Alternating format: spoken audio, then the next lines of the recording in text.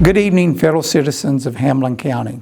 I am Jeff Perry, Superintendent of Schools and a member of the Hamlin County Coronavirus Task Force. Today is March 17th, 2020, and I am presenting the following update.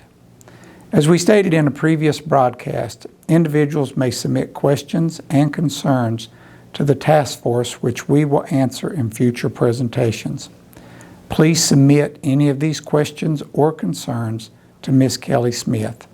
Her contact information is included at the end of this presentation. In addition, we are adding websites and other contact information which will provide our citizens with the most current and reliable information concerning the virus in Hamlin County.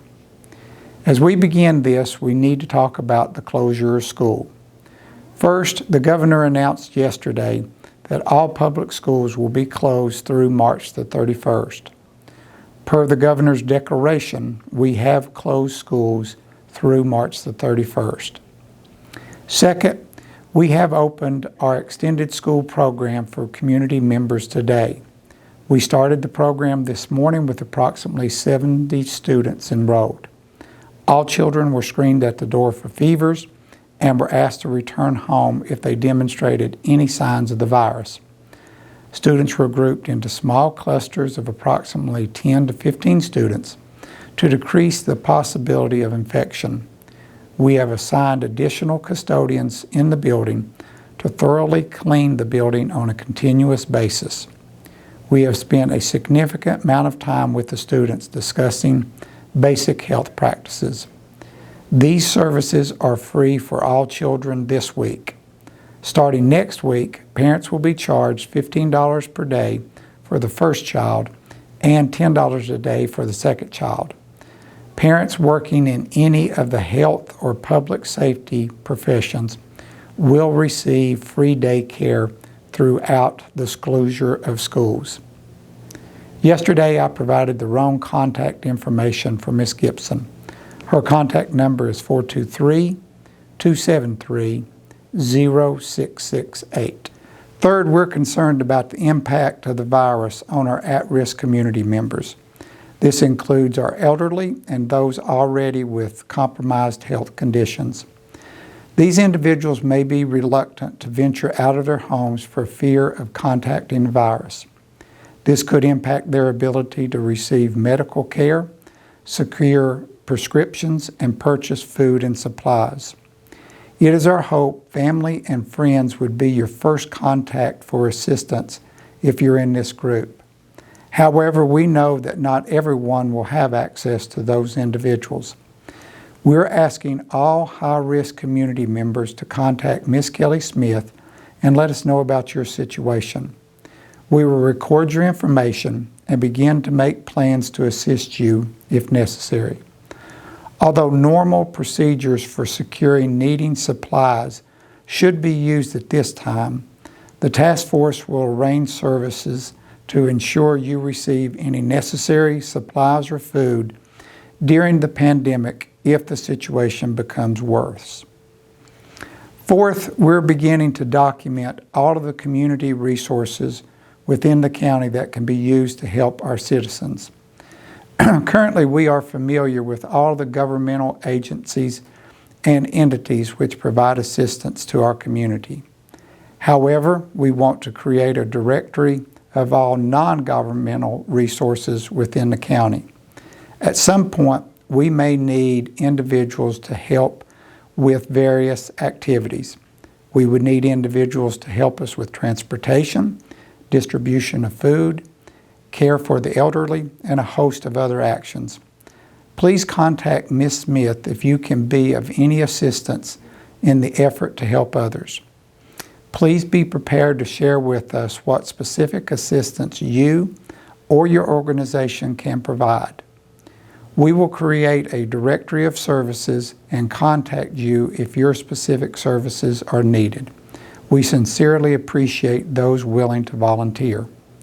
Finally, I want to take a moment to personally recognize some incredible people within our community.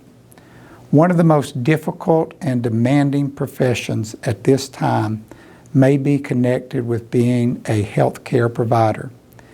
At every hour of the day, these individuals must leave the relative safety of their homes and head to work.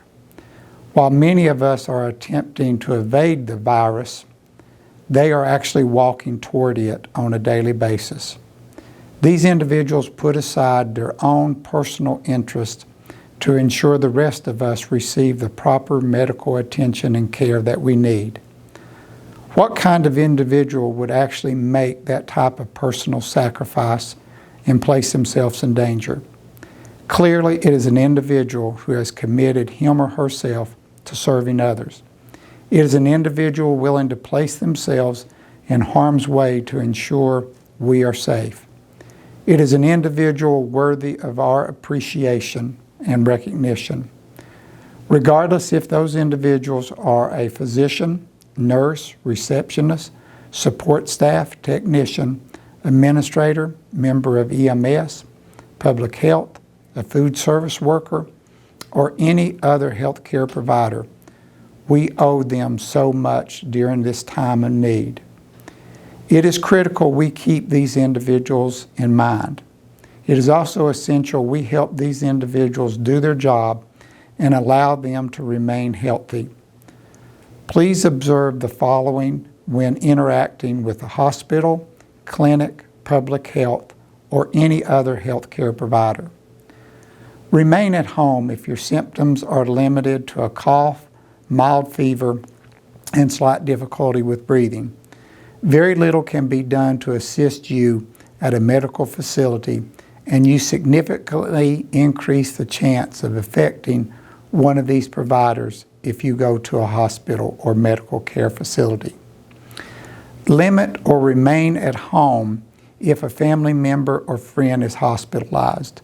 We completely understand the desire and need to be with a loved one, but your presence in the hospital could compromise that individual. In addition, you could compromise the healthcare provider and thus reduce the number of people able to provide care to your family member. We know it is difficult to leave family member and friends, but it may be better to demonstrate your love of family members by staying home during this virus. Attempt to limit trips to medical clinics and hospital for routine and minor health conditions. It is critical we allow medical professionals to focus their limited resources, time, and energy on those in need. Stay healthy if possible.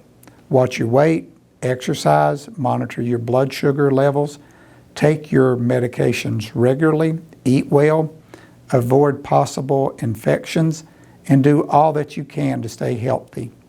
This will reduce the number of trips to medical facilities and allow caregivers to focus on the most at-risk individuals. We should learn from these individuals and the examples they have given the rest of us to follow. Daily, they place the needs of others before their own. They sacrifice their own personal health to ensure the rest of us receive care. A couple of months ago, a group of students performed at one of our school board meetings. Their song was entitled, "What if the rest of us was like the best of us?" What if the rest of us placed aside our own needs to help others? With this attitude, we can look back on this adversity and realize it was our finest moment. Demonstrate strength in the struggle. Thank you for your attention to this broadcast, and know that we are here to help you. Thank you.